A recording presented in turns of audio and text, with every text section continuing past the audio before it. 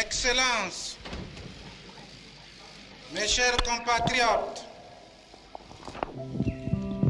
au moment solennel où la République du Congo se présente au monde et à l'histoire pleinement indépendante et souveraine, au moment où nous ressentons incessamment le caractère irrévocable et définitif du pas que nous franchissons, nous ne pouvons pas nous empêcher de mesurer la gravité de nos responsabilités et, dans une attitude de profonde humilité, de demander à Dieu qu'il protège notre peuple et qu'il éclaire tous ses dirigeants. Au moment où nous ressentons incessamment les caractères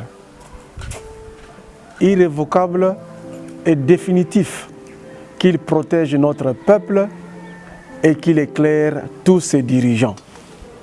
Cette phrase, c'est la phrase prononcée par le premier président de la République démocratique du Congo le 30 juin 1960.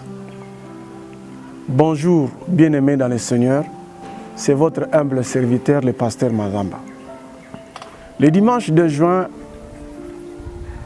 dans l'ambiance de la 63e anniversaire, 3e anniversaire de l'accession de notre pays à l'indépendance, nous avons prêché le thème « Les ténèbres ne régneront pas toujours dans notre pays ».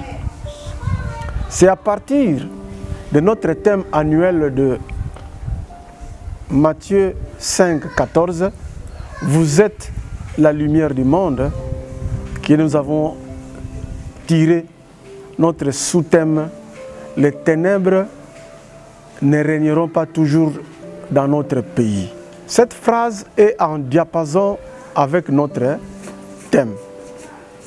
Nous voyons le premier président de la République dire « J'ai demandé à Dieu qu'il éclaire tous ses dirigeants ».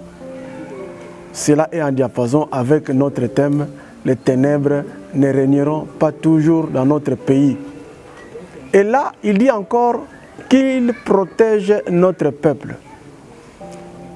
Nous voyons là Psaume 127 où il est écrit « Si le Seigneur, l'Éternel, ne bâtit la maison, ceux qui la bâtissent travaillent en vain.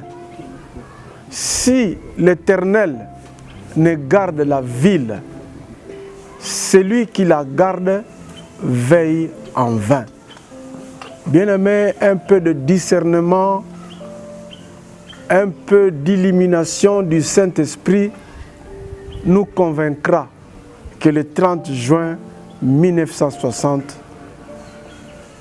le premier président de la République avait dédié notre pays entre les mains de Dieu. Mais malheureusement, le même jour, les forces des ténèbres se sont levées. Kasavubu avait ce projet-là encore étudiant au grand séminaire de Kabwe. Un projet avec son ami, meilleur ami et camarade de promotion, Joseph Malula. D'ailleurs, c'est pour leurs idées que Kasavubu avait été chassé de l'école, avait été chassé de l'institut, mais il ne va pas dénoncer que le projet c'était avec son ami. C'est pour cela, dans ce projet-là, vous remarquerez que dans le ministère de Loin de Dieu, dans le ministère de celui qui deviendra plus tard cardinal, il avait aussi le même projet. Donc, les ténèbres avaient combattu la lumière déjà en 1960. Et si nous arrivons en 1966, nous voyons encore un pacte signé par les ténèbres et le pouvoir. Le 2 juin 1966, 4 anciens ministres sont pendus là où est érigé aujourd'hui le stade des martyrs. Les gens le disent, ce n'est pas moi, que ce jour-là, le pacte avait été signé entre les forces des ténèbres et le pouvoir. Le pays a été donné aux occultistes, le pays a été donné à la sorcellerie, au fétichisme. Il fallait que dans notre pays, ceux qui doivent prospérer, ceux qui doivent vivre dans la joie, ce sont ceux qui consultent les maisons ce jour-là. On me dira peut-être, qu'est-ce qui vous donne le droit de dire cela? Oui, bien-aimé, mais je vois dans la date 2 juin 1966, juin 1966, je vois dans cette date 3-6. 3-6, ça veut dire 666. Nous savons que c'est le code de Satan, le marque de la bête d'Apocalypse 13, 18. Ce chiffre n'a pas été inventé par moi. Dans la Bible, nous avons ce chiffre. L'évangéliste Jean a déjà à Patmos, Dieu lui a révélé les chiffres de Satan et l'évangéliste nous révèle dans la Bible pour que tous les chrétiens puissent savoir que voilà les chiffres du diable. Bien-aimé, peut-être j'ai poussé très loin mon imagination. Je vous demande de m'excuser, mais je dirais seulement que les gens là qui étaient là, nous savons, même dans les documentaires, nous entendons quelqu'un dire, s'il faut que nous puissions faire le pacte avec le diable, nous le ferons. Je pense que tout le monde a entendu cela. Et nous voyons là-bas le pays livré aux forces des ténèbres. Mais on me dira peut-être, est-ce que Dieu a laissé son peuple entre les mains de Satan? Moi je dis non. Non. Si nous voyons dans Psaume 34, 18, il nous est écrit que quand les justes crient, l'Éternel entend. Et si nous rentrons vers 16, on nous dit les oreilles de l'Éternel sont attentives aux cris des justes. Depuis 70, depuis les années 1980, notre pays a connu des intercesseurs qui priaient pour que l'Éternel puisse agir. Et l'Éternel a déjà agi. Cette force-là, ce pacte-là signé, l'Éternel l'a déchiré le 20 mai 1987. Le 20 mai 1987, ceux qui étaient encore à Kinshasa ont vu l'intervention de Dieu.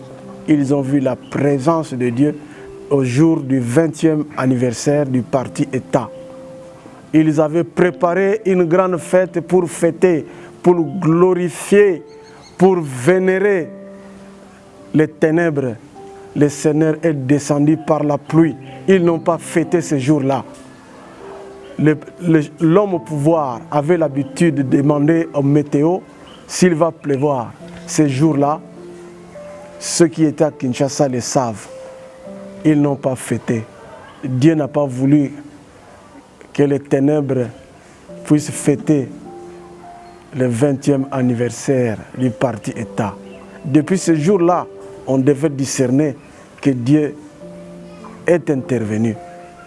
Bien qu'il soit intervenu en 1987, le Seigneur a laissé 10 ans pour que les gens puissent se convertir. C'est seulement le 17 mai 1997 que le Seigneur a chassé les forces des ténèbres de notre pays, dans notre pays. Vous me direz encore quelles sont les preuves, mais les chiffres sont là.